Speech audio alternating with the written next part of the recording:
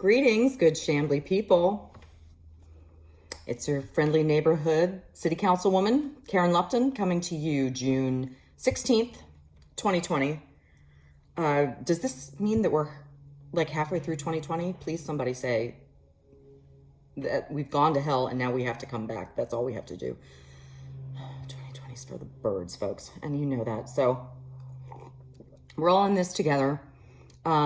I wanted to make a little video to tell you about some things that are going on in Chamblee and to talk to you a little bit about kind of the larger scope of what's going on in our world right now and how that affects Chamblee and how we're dealing with it. So to start off tonight, Tuesday night, is our city council meeting for June. We're going to be voting on some variances that we heard about on Thursday night at our public hearing. And the biggest one is the Chamblee Town Center.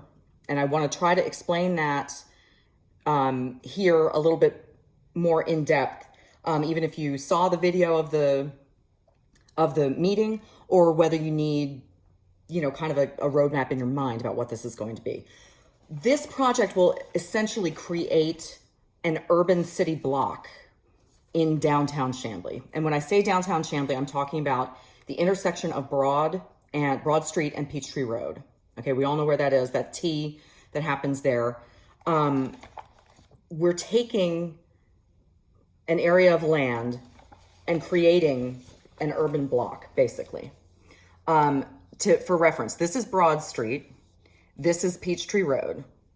Peachtree Road going up towards Doraville, that way. Going back towards City Hall this way. This is Broad, teeing into Peachtree. Gus's Chicken is here. Contrast Brewery, which I've spent plenty an hour at there. Everything that you see here is going to be new. This is an office building heading north on Peachtree Road. This is an office building that is yet to be built, but will be there. These are going to be apartments with retail down at the bottom. These yellow spaces are going to be restaurants or spaces for retail. I have some renderings, some drawings of what this is going to look like at certain corners. I'm looking at myself and not the camera, amateur move. For instance, this corner right here is Broad and Irvingdale Drive. For reference, the post office is right here. That's the post office. So this is a street that pretty much kind of goes to nowhere. This is Ingersoll Rand Drive. And all of this space right now is just green, empty space. There's a little natural gas station here, and a small white house here. This is going to be transformed into an urban block. Now, let me show you Irvingdale Drive and Broad Street. Let me orient you here. Here is a drawing of how this is going to look towards the end. This way is up, this way is down Irvingdale Drive. The post office would be like right where my face is right now. So that's down Irvingdale Drive. This is down Broad Street towards Gus's Chicken. That way. That's at the corner of Broad and Irvingdale. That will eventually be facing a brand new City Hall complex that we are hoping to build on the other side of Broad Street where the police station is right now. At Peachtree Road and Ingersoll Rand, right where that little gas station is now, this is a rendering of what will be going on. This is Peachtree toward the office building that has yet to be built. That would be right here. And this is down Ingersoll Rand. So it's huge. This is a huge development. And this has been years and years in the making. The city has had to obtain the land, had to work with the Pierce family that has owned some land there. We've worked with designers and architects and have been around and around and around trying to make this the best that it can possibly be, to create a livable urban center here in Chamblee where people not only want to live, but want to stay for good restaurants, good shopping, a good cultural feel, to get the feel of living life in Chamblee. That's an enormous project, and we're going to be voting on the variances and things for that tonight.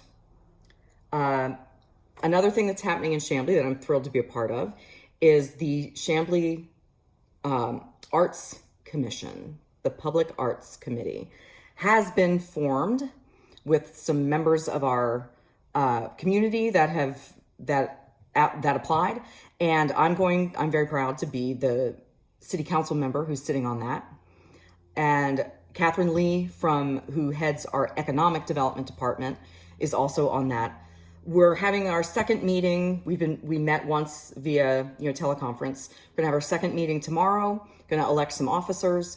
And the point of this commission is to guide the city and guide the city council towards putting public art in places, getting projects going, inventorying the sort of public art that we already have. With development like this town center going in and more development like that happening, we have a tremendous amount of opportunities to get some cultural arts into these new developments and make space for them and plan for it as things are being built. So the commission is not, the last and final word, but we have people now in Chamblee who are volunteering to do this, and it's our job to look to push forward and lift up public art in Chamblee. I'm very, very excited about being a part of it. Some meetings are already planned, so keep your fingers crossed for those of you who are arts fans. Now, I want to thank the citizens who have taken the time to email me, and you're asking questions especially about the Chamblee PD, what their policies are, what their training is like, given the circumstances with the unrest and protests. I was going to use the word riot, but I really don't like it. This is protest, and it's very exciting to me. It's unsettling, but when things need to change, it's never going to be comfortable. It's never going to be nice, and it's not going to be pretty. But I'm hoping that things are reaching a tipping point in our culture and in the minds and hearts of Americans that true anti-racial work can begin, and social justice, racial justice, can begin to move to the fore of our national consciousness. But anyway, thank you to the Chamblee citizens who have contacted me and asked questions. If I haven't known the answers, I've forwarded them on to our police chief, Chief Carrie Thomas, who has very graciously answered everybody's emails. I want to let you know what Chamblee PD, what their standards are here in Chamblee.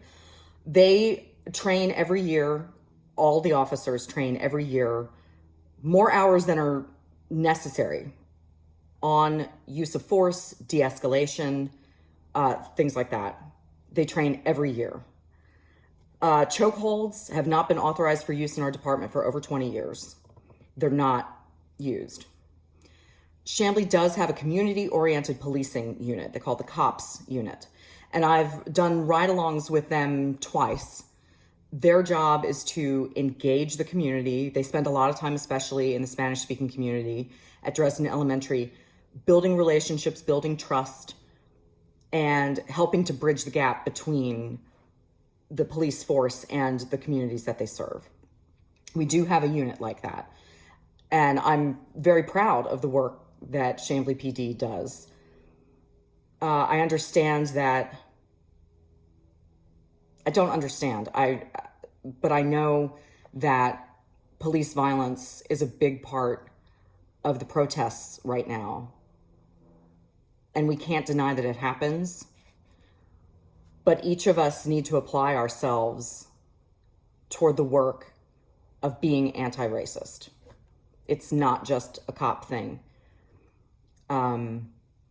As you can see, there are many ways, especially with the voter suppression that went on the election on June 9th.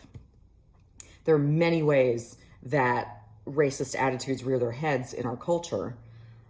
So there are just as many ways to fight that and try to stand up for racial justice. And some of you have emailed me and you said, okay, Karen, so what are you going to do about this? You ran on a progressive platform. What are you going to do about this? And I take that responsibility seriously. I have not educated myself enough on what sort of ordinances or things that we could put in place at the municipal level, what we have power over, that can promote racial justice. But I'm committed to learning that and to doing that and to push forward for those here in Chamblee. I need to educate myself. It's not going to happen overnight. But that's one of the reasons that I wanted to run and one of the reasons that I'm proud to be in the position that I'm in. For those of you who, I'm a reader, and if you've been following my Facebook page or anything like that, you've seen me suggest some reading. If you're a reader and you want to kind of get started and peeking into the lives of African Americans in America, they're a rich trove of excellent writers that can give you a door into some understanding. If you have not read James Baldwin, stop, do not pass go, do not collect $200. Go and read James Baldwin. James Baldwin was a writer during the Civil Rights era. He eventually became an American expat, and lived in France. But he has fiction writing and he has nonfiction writing. It is searing, it is wonderful, and just for basic, excellent reading, excellent American writing, he needs to be on your list. The Fire Next Time is a nonfiction story, nonfiction essay that he wrote that is where I started. If you like poetry, Danez Smith, Don't Call Us Dead, is a book of poetry that speaks a lot to what we're kind of consumed with now, police violence and Black and brown boys being killed. That a lot of the poems in that book really specifically talk about that. If you like something a little bit more comedic, Phoebe Robinson is a comedian who, she and a friend have a podcast called Two Dope Queens. And Phoebe Robinson has written a book called You Can't Touch My Hair. And that's, it's comedic, it's a lighter touch, but it can give, especially white women, an insight into things that we don't even think about doing as white people, how they affect brown and Black people and other minorities in our lives, kind of the white woman tears sort of thing. There's always Ta-Nehisi Coates, anything that he has written, and Ibrahim X. Kendi. Anything that he's written is going to be incredible. Like I said, I'm a reader, so that's how I'm trying to soak things in. It's a very, very, very interesting time in our country, in our lives, not only with COVID and protests and the political landscape. It's a lot. I want you to know that I am here for you as citizens. I am every day trying to do my level best to make this place better, to do the most good for the most people. So, Chamblee, learn one new thing today. There's a lot out there. And if the one thing that you learn is that I need to get off Facebook, take that lesson. Take that lesson. Relationships are what matter. And I hope to form close relationships with you and deepen relationships with you that I already have. So stay as safe as you can out there. Please contact me with any questions you have. klupton@chambleega.gov. We can probably social distance and get some coffee, maybe, if you're comfortable. I can always talk on the phone and do Zoom calls and things like that. A lot of us have become experts in that now. So, like I said, stay as safe as you can. And I'll talk to you soon. See you, Chamblee.